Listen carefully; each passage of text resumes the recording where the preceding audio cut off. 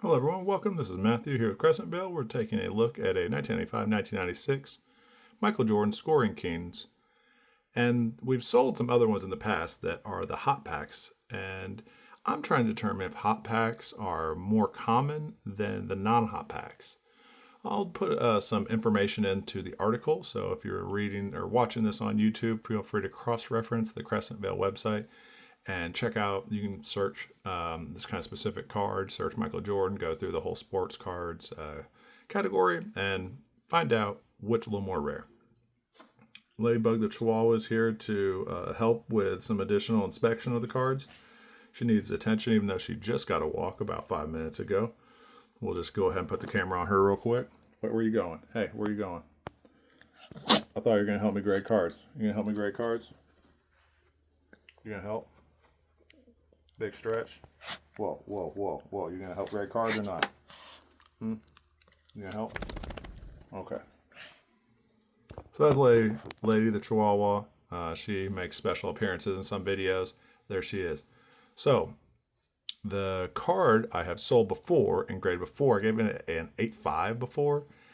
This is now around 100. The number we are on 118 for graded cards.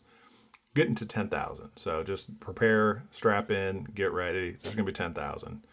We're only 118 videos in, 118 articles and graded cards in.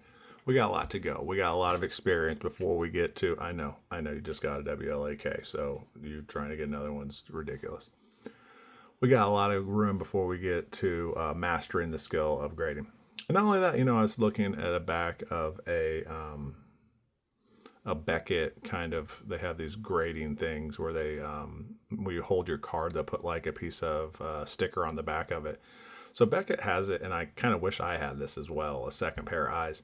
They have it where a more junior, where I put myself in the junior category right now, a more junior grader reviews the card, and then I'm pretty sure SR means senior, and a more senior person grades it twice. There's two boxes on the back of this sticker that I've seen on some of the things, and they don't send that out usually. It's kind of like, well, we're returning stuff to them.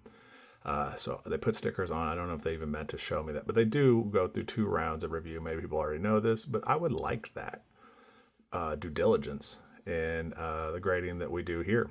But maybe I'll start having my wife help me. But this is actually a lot of work. These 118 cards that I've graded, it's not just super easy. You can't just slap a number on. I guess you could. You could just slap a number on it. We don't do that. There's actually a lot of cross-referencing going on. The cross-referencing to this card specifically is probably in the 2 or 3 hour range to just cross-reference the card, because I will only want to buy this card in peak condition. I will look at graded cards on eBay up close. I will see the amount of imperfections on edges, corner, surface, the centering to it. You can kind of see the shield behind him is how we're going to gauge a little bit of the centering, the letters, the logos, how we're also going to rate the centering. So just alone and cross-referencing is about 2 or 3 hours of work. The grading of this card specifically, we only say, well, the video is only going to be 5 to 10 minutes long. True. Creating the article, creating the custom label that we do, it's all time consuming. This isn't just a slap a number on it. So we do cross-referencing. We do our own round of due diligence, and then I guess you could say that AI is doing the second round of review for me. Now I'm getting AI better, so I use Grok, Twitter/X to do a round of double checking.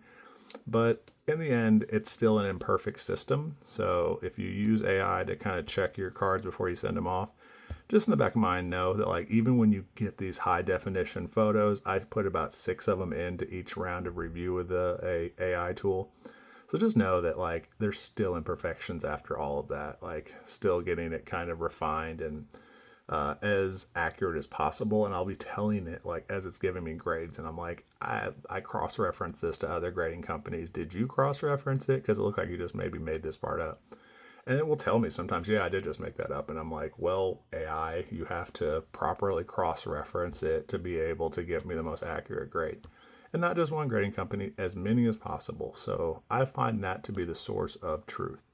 Not just one person's opinion, but multiple people's opinion that can collectively tell us a holistic view of a subjective grade. but at least we have as many kind of people's opinions weighing in on it.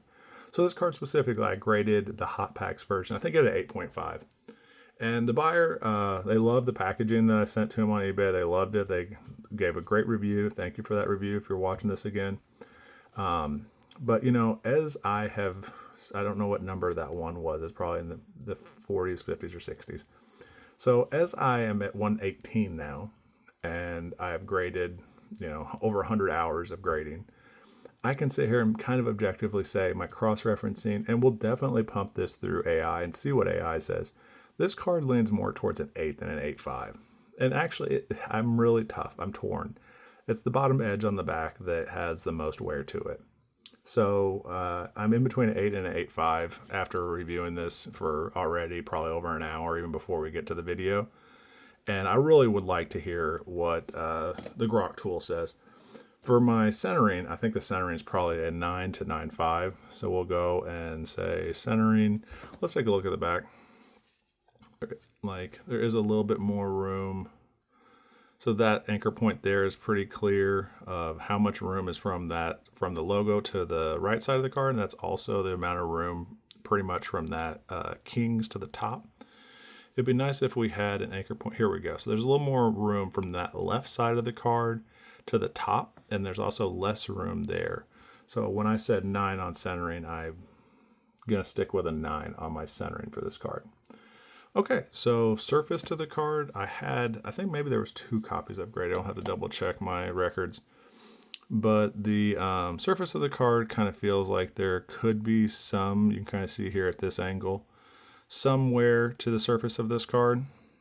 And that will always be noted in our videos. If you ever buy stuff from us on eBay, please check all of our videos. We have YouTube, like a lot of these are going to be YouTube horizontal videos. We do live stuff. We do shorts as kind of just mixing up how different people consume. But if you do go to buy a card from us, please check all the 3 formats. So with this kind of wear on the front of the card, you see it here really well. I'll kind of see if I can clear any of it up, but that's leaning towards an 8 right there.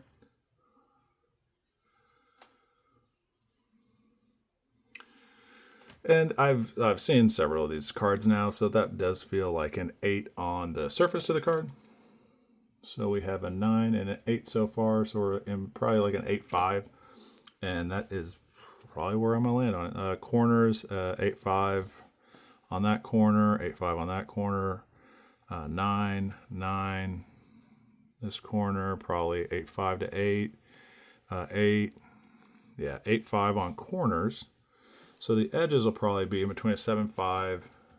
So we have surface is an 8, corners is 8.5. So now we have the edges, which is kind of like a more tricky way to grade this card, because you can see the most wear on this corner down here. And if I were to give that down there, I would probably give it a 6.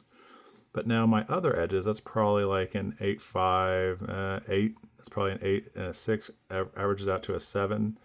This corner, this edge here is probably a 7.5, so I'm between a 7 and a 7.5.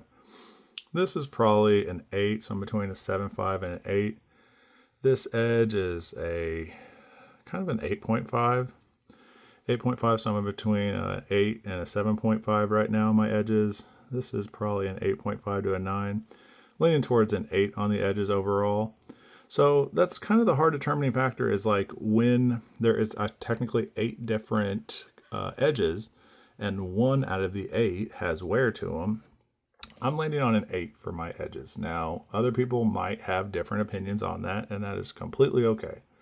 So I have a 9 on the centering and a surface of an 8. So that's kind of averages those out to an 8.5. So I have 2 8.5s and an 8. So that is exactly where I already, when I started this, I think it's in between an 8 and an 8.5. And after averaging out the numbers, we're right back in between an 8 and 8.5, 2 8.5s and an 8. If we're averaging them out, it would probably lean towards an 8.5. So we're going to pump it through Groq AI. We're going to see what it gives for a score, which way it lands, and then we will provide a final assessment after that. But thank you for watching. Continue to watch. These videos are great. I want to give as much context and information as possible. But please continue to watch all of the Crescent Vale videos. Continue to read all the articles. Check back and have a great day.